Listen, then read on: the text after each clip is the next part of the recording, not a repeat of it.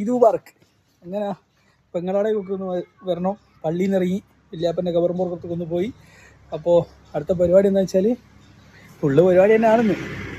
പെരുന്നാളൊക്കെ അല്ലേ, കാണാം. പെരുന്നാളായി കഴിഞ്ഞാൽ ഓരോ പോരേ കയറി കഴിഞ്ഞിട്ട് നമുക്ക് എന്താക്കണം, പായസം കുടിക്കുന്ന ചടങ്ങുണ്ട്. ആദ്യം തന്നെ പെങ്ങളവിടെ പോയി ആടുന്നിട്ട് പായസം കുടിച്ച് രാവിലത്തെ ബ്രേക്ക്ഫാസ്റ്റ് നമുക്ക് തറവാട്ടിൽ നിന്ന് കഴിക്കും. പള്ളിയിൽ പോയി വന്ന് പിന്നെയും തറവാട്ടിലേക്ക് തന്നെ പോവാം. എന്തിനാ അറിയാം, അടപ്രഥമൻ കുടിക്കാൻ വേണ്ടിയിട്ട്. നേരെ നമ്മൾ പോയത് ചെറിയാമ്മൻ്റെ വീട്ടിലേക്ക്. ആടെ എന്തെന്ന് വെച്ചാൽ നല്ല അടപ്രഥമൻ. ഇത് കഴിഞ്ഞിട്ട് നമുക്ക് വലിയ മേമാൻ്റെ വീട്ടിലേക്ക് പോകണം. ആടെ നല്ല സൈമ്യത്തിൻ്റെ പായസമുണ്ട്. ഇതുകൂടി കുടിച്ചങ്ങ് കഴിഞ്ഞപ്പോഴേക്ക് ഈൻ്റെ തലൊക്കെ കൂടി പെരുത്തുക്കുന്നു. മധുരം കയറിയിട്ടേ കുറേ ദിവസത്തിന് ശേഷം മധുരം കയറുന്നേരം ചില്ലറടങ്ങേറുന്നവരല്ലോ കുടിയും പോയി. ഇതൊക്കെ കഴിഞ്ഞാലാണ് ഉച്ചയൊക്കെയായപ്പോൾ ഉമ്മൻ്റെ വകയുള്ള ബിരിയാണി. ശരിയായൊരു ബിരിയാണി. കുറേ കാലത്തിന് ശേഷം നല്ലൊരു ബിരിയാണി തിന്ന്. നാട്ടിൽ വരുന്നവരാണല്ലോ നമുക്കത് തിന്നാനാകുക. നിങ്ങൾക്കറിയാമല്ലേ, പുറത്തുനിന്ന് പണിയെടുത്ത് കഴിഞ്ഞിട്ട് നാട്ടിൽ വന്ന് നാട്ടിലെ ബിരിയാണി തിന്നാൻ നേരം പ്രത്യേകതത്തൊരു ഫീലിംഗ് ആണ്. അതെന്താണെന്ന് പറഞ്ഞറിയിക്കാൻ പറ്റില്ല. നല്ല ലഘുവാണ് ബിരിയാണി ദമ്മിട്ട് ആകുമ്പോൾ അതിങ്ങനെ കഴിച്ച് വല്ലാണ്ട് ആസ്വദിച്ചങ്ങ് കഴിച്ചു കഴിഞ്ഞ്. കുറച്ച് ബീഫും ഉണ്ടായിരുന്നു, പെരുന്നാളല്ലേ അങ്ങനെയാണല്ലോ, സൈഡ് എന്തെങ്കിലും നിർബന്ധമല്ലേ. ഇത് കഴിഞ്ഞിട്ട് അടുത്ത പരിപാടിക്ക് പോകുന്നുണ്ട്. ചായ കുടിക്കാൻ വേണ്ടിയിട്ട് പോകണം എന്നുള്ളൊരു പൂതി.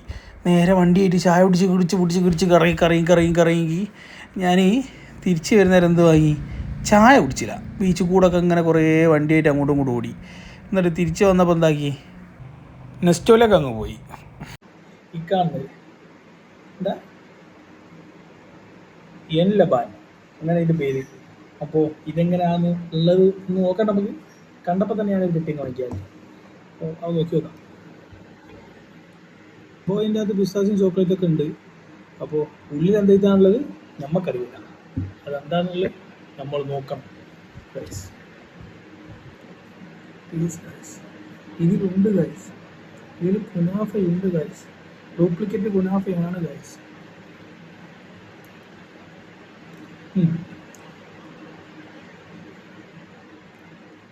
പേരിന് ഒരു കുനാഫ ഇട്ടുണ്ട്.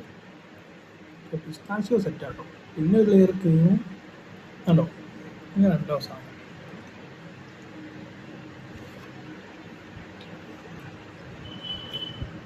ഇത് കഴിയെ ഞാൻ നേരെ വിട്ട എങ്ങോട്ടാരെങ്ങൾക്ക് മധുരം തിന്ന് മത്തായപ്പം നല്ല ബീഫ് ബിരിയാണി ഉണ്ട് എന്ന് പറഞ്ഞ് പെങ്ങൾ വിളിച്ചിന്. അപ്പം അടുത്ത പോക്ക് നേരെ പെങ്ങളെ പുരയിലേക്കാണ്. പെങ്ങളെ പുരയാൻ കിട്ടില്ലാൻ പോലത്തെ ബീഫ് ബിരിയാണി ഉണ്ടാക്കി വെച്ചിക്ക്. ഓക്കെ എത്ര കൈപ്പുണ്യം ഉണ്ട് എന്നുള്ളത് എന്നാ ഞാൻ അറിഞ്ഞത്. എന്തിതല്ലേ ബീഫ് ബിരിയാണിയൊക്കെ ഓൾ ആദ്യമായിട്ട് ഉണ്ടാക്കുന്നത്. ഞാൻ ആദ്യമായിട്ട് ഓൾ ഉണ്ടാക്കി തിന്നു. ഇതിൻ്റെ ഒപ്പം പണ്ടൊരു ഫിഷ് മോൾ ഉണ്ടാക്കിയൊരു കഥ ഉണ്ടായി. എൻ്റെ മക്കളെ ചെക്കാക്കന്മാർക്കൊക്കെ നല്ല ഓർമ്മ. കല്യാണത്തിനൊക്കെ ഒരു മുമ്പ് പച്ചള്ളമാരത്തെ ഫിഷ് മോളി അങ്ങനത്തെ ഓളാ. അപ്പോൾ ബീഫ് ബിരിയാണി ചിക്കൻ്റെ മറ്റേ വെളുത്തുള്ളി എന്ത് ചെറിയുള്ളി ഇട്ട് വറുത്ത ചിക്കനൊക്കെ ഉണ്ടാക്കി ഒരു രക്ഷയില്ലായിരുന്നു. ഓളെ അങ്ങനെ ഞാൻ അംഗീകരിക്കേണ്ടി വന്ന്. ഇതൊക്കെ കണ്ട് ചെറുതുണ്ടായിരുന്നു ഇവിടെ. ഓക്ക് വ്ളോഗിൽ വരണമെന്ന് എന്തായാലും ചെയ്യേ. കാക്കൻ്റെ ഓരോരോ ഫാൻസിൻ്റെ പവർ. അല്ലാണ്ട് ഇപ്പം എന്താ പറയാനാ, ഈ ബീഫ് ബിരിയാണിയോട് കൂടി കഴിഞ്ഞിട്ട് ഞാൻ പരിപാടി അവസാനിപ്പിക്കാമെന്ന്. അപ്പം ബൈ ബൈ.